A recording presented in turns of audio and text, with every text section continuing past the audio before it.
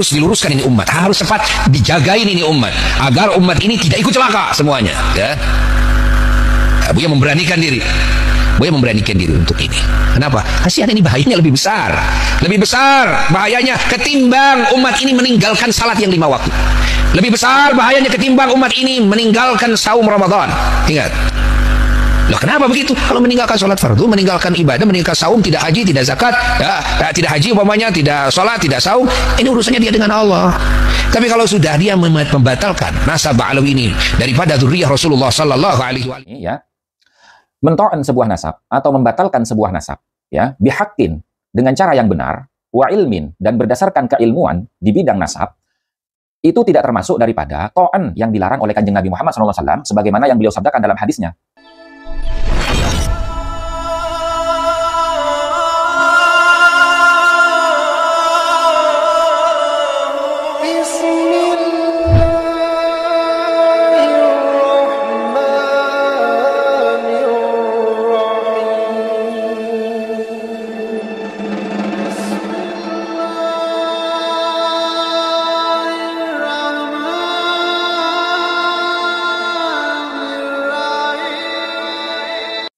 Assalamualaikum warahmatullahi wabarakatuh. Bismillah, alhamdulillah, wa la hawla wa la quwata illa billah. Asyhadu an la ilaha illallah wahdahu la syarika lah. Wa asyhadu anna sayyidina wa nabiyyana Muhammadan abduhu wa rasuluhu alladzi la nabiyya ba'dah. Allahumma salli ala sayyidina Muhammad wa ala ali sayyidina Muhammad, amma ba'du. Para saudara-saudariku sebangsa setanah air dimanapun kalian berada, para sahabat-sahabatku, para subscriber, para netizen yang budiman, selamat datang kembali di channel Gus Hasan Asy-Syarif Official. Semoga kita selalu dalam keadaan sehat jasmani dan rohani kita, dimudahkan segala urusan kita, dilancarkan rizki kita, dan diberkahi hidup kita fid din wa dunya wal akhirah. Amin Allahumma amin. Baik teman-temanku sekalian, ya, di awal tadi kita sudah melihat, ya, pernyataan yang sungguh sangat mencengangkan sekali dari seorang kiai, ya. Ini yang saya ketahui informasinya, beliau ini adalah kiai dari daerah Jawa Barat, ya teman-teman. Di mana dia mengatakan bahwasanya membatalkan nasab Ba'alawi ini lebih berbahaya bagi umat Islam daripada meninggalkan sholat 5 waktu dan puasa di bulan Ramadan. Waduh, luar biasa ini. Ya, seakan-akan pernyataan tersebut kalau kita tangkap secara sederhana gitu ya. Seakan-akan nasabnya Ba'alawi ini termasuk daripada rukun Islam. Di mana rukun Islam itu yang pertama adalah mengucapkan syahadat, yang kedua menjalankan sholat 5 waktu, yang ketiga menunaikan zakat, berpuasa di bulan Ramadan, yang keempat dan menunaikan ibadah haji bagi yang mampu. Nah, ini seakan-akan nasab Ba'alawi ini adalah bagian daripada rukun iman. Jadi rukun iman yang dia yakini mungkin, ya, yang dia yakini mungkin itu bukan 5 teman-teman, tapi rukun Islam itu ada 6 teman-teman, ya. Di antara yang ke-6 itu adalah mempercayai keabsahan nasab Ba'alawi. Nah, ini sungguh luar biasa. Apa hubungannya, ya, urusan nasab dengan kewajiban kita beribadah selaku umat Islam yang beriman? Nah, saya tidak mengerti alasan beliau ini apa. Kok seakan-akan membatalkan nasab Ba'alawi itu lebih berbahaya bagi umat daripada melaksanakan rukun Islam yang 5 tadi, ya. Padahal kalau kita pelajari, ya, dari beberapa hadisnya Kanjeng Nabi Muhammad SAW, dan mungkin ya teman-teman, mungkin beliau ini berpatokan kepada hadis ini. Hanya saja beliau tidak mengerti cara mengaplikasikan hadis ini di dalam menyikapi polemik nasab yang terjadi 3 tahun terakhir ini, teman-teman, ya. Nah, ini ada kitab Al-Madkhal ila ilmin nasab wa qawaidih, ya. Nah, jadi karena polemik nasab ini adalah domainnya para nasabah, maka sesuai dengan kaidah likulli ilmin masadiruhu wa maraji'uhu. Tiap-tiap ilmu itu, ya, memiliki sumber referensi tersendiri.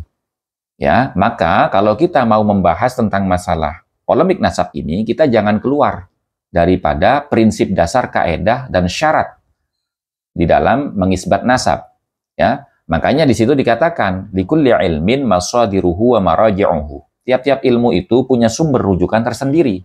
Ya, fala yu'khadhu hadzal ilmu illa min masadirihi wa maraji'ihi al-mu'tamadati. Maka jangan kita mengambil kepahaman terhadap ilmu ini kecuali dari sumber rujukan yang mu'tamad daripada ilmu itu tersebut.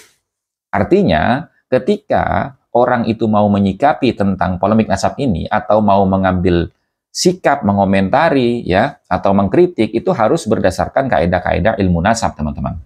Nah, di sini disebutkan, ya, wala yu'addu naqdul ansabid dakhilati wa ibtaliha bihaqqin wa ilmin min at-ta'ni alladhi naha anhu an-nabi sallallahu alaihi wasallam biqaulihi ithnatani fin nasi huma bihim kufrun at-ta'nu fin nasab wan niyahatu 'alal mayyit. Ya. Jadi maksudnya di sini, ya, mento'an sebuah nasab atau membatalkan sebuah nasab, ya, bihaqqin, dengan cara yang benar, wa ilmin, dan berdasarkan keilmuan di bidang nasab, itu tidak termasuk daripada to'an yang dilarang oleh Kanjeng Nabi Muhammad SAW, sebagaimana yang beliau sabdakan dalam hadisnya, yaitu isnatani finnasi huma bihim kufrun.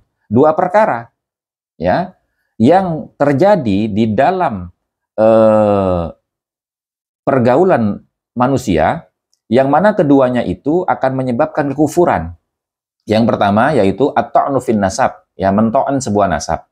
Wan niyahatu 'alal mayyit, dan meratapi mayit. Nah, di sini yang kita bahas adalah to'an fin nasab, ya. Maksudnya bagaimana? Gini, li'anna ta'na, sesungguhnya to'an di sini al-muradu fil hadis, yang dimaksudkan dalam hadis ini huwa ta'nu fi ansabin nas bijahlin wa ghairi ilmin, yaitu mento'an nasab seseorang bijahlin, ya, dengan kebodohan, wa ghairi ilmin, dan dengan tidak berdasarkan keilmuan, ya. Nah, itu teman-teman di dalam kitab Al-Madkhal ila ilmin nasab wa qawaidihi halaman 91. Silakan pelajari di situ, teman-teman, ya.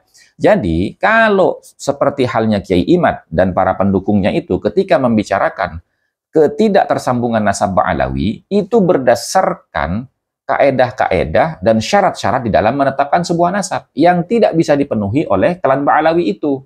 Makanya Kiai Imad itu menyatakan bahwasanya nasabnya Ba'alawi ini tidak tersambung kepada Kanjeng Nabi Muhammad SAW melalui jalur Ahmad bin Isa. Karena Ahmad bin Isa jelas, semua ulama pakar nasab, ya, yang mu'tabar dan yang mu'tamad di dalam kitab-kitabnya itu menyebutkan putranya Ahmad bin Isa cuma 3.